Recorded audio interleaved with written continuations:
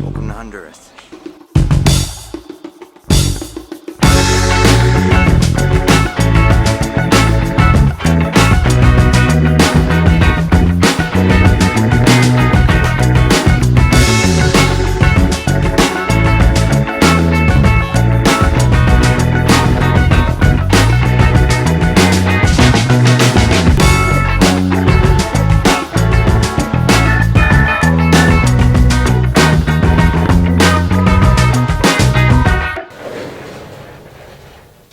I did this entire video when I was in Honduras. I was in Honduras. Did the whole video, and I botched it up pretty bad. So I'm back, and I'm having to do it all again. So you're a new drone pilot, and all you want is for your footage to look just a little bit more professional. Which, I mean, to be honest, that's what we all want, right? So one thing you can start doing right now that will make your footage look more professional is stop using automatic camera settings with one caveat. Ready? Histogram. Histogram. Histogram. Histogram. Histogram. Have I said histogram enough? Let me explain. Okay, so as you venture into manual camera settings, trying to judge proper exposure just using your eyes, looking down at the monitor, can get a little tricky, and it can definitely be inconsistent. Every phone, tablet, or monitor has a different color and dynamic range, so what you're seeing with your eyes may not be accurate to what you're capturing in the SD card. I just realized that all this B-roll footage, I was wearing the same shirt I had on a second ago, so you know, that's embarrassing. So one of the most frustrating time wasters as a filmmaker is when you go out and you spend a couple of hours filming this great, what you think is great footage, only to come back, sit down in front of your computer and realize it's unusable because I've over or underexposed it. So instead, what you should be trusting is the histogram. And if you've never used a histogram before, I know it can seem intimidating, but it's actually pretty simple. On the left is your darks and shadows all the way to pure black, and on the right is your brights all the way to pure white. So if your histogram looks like this, it is too bright and overexposed. And if it looks like this, it's too dark and underexposed. And there's a term in the photography world called clipping. Basically that means if your image is too bright or too dark, a lot of that detail information is clipped off, so it's lost, and that's detail information that you can't get back when you sit down to edit. For example, here I am, being myself, being cool, and obviously one's way overexposed, the other shot's way underexposed.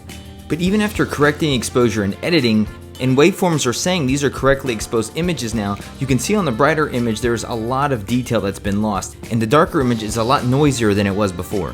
Now, if ever I'm in doubt, I'll always risk underexposing before I'll risk overexposing an image. An underexposed image is going to clip off a lot less information than an overexposed one will. Here's a great example of a really well exposed image. You can see I'm not losing any information on the high or low end of the spectrum, which means I'm going to have a lot of flexibility once I sit down to color grade. This histogram's telling me that I'm way overexposed, so I'm pulling my exposure down. I want to bring out as much of that deep color as I can out of the sunrise. Knowing how you're going to use the footage is really important. For example, I'm really not that concerned about these trees being dark because my goal is to be exposed for that beautiful sunrise. Okay, I'm going to try to fly over that hammock out towards the beach. The histogram is telling me that these trees are too dark, but I've exposed the camera already for the water because that's what I want to film. So I'm not going to worry about this being too dark because that's the shot that I want.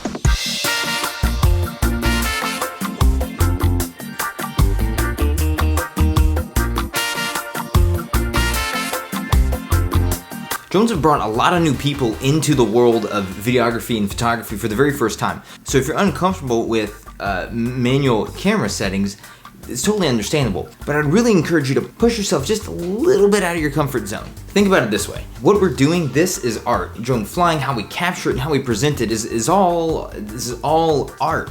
And so why would you give up control of your art to some computer artificial intelligence? Which is what automatic camera settings are, in case you didn't catch that reference, AI, automatic camera settings. If the analogy was any good, I wouldn't have to explain it, but you get what I'm saying.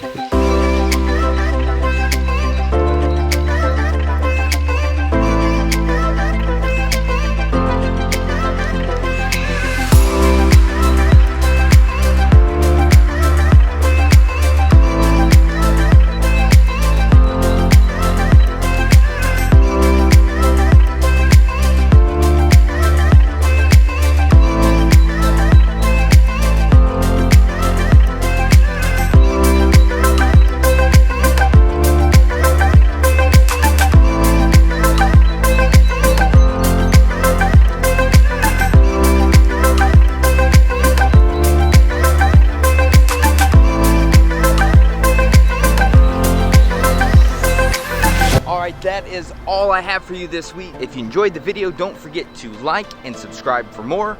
And don't forget to get out of your comfort zone this week. Thanks for watching, guys. I will see you in the next one. Automatic settings will try to do the... Automatic settings will actually... No. Acción. I'm glad you're here, man.